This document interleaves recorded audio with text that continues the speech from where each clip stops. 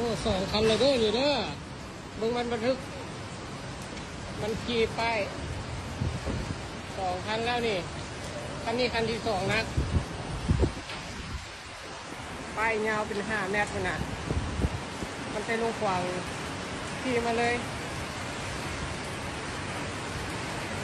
ว่าแล้วนะมันต้องมีคนมาตัด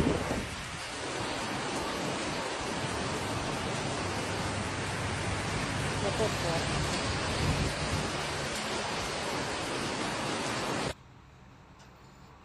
ทุกคน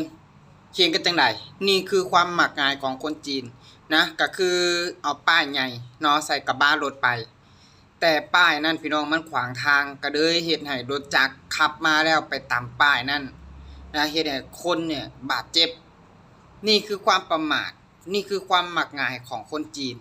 เขาบ่ได้คำนึงถึงความปลอดภัยเขาบ่ได้คำนึงว่า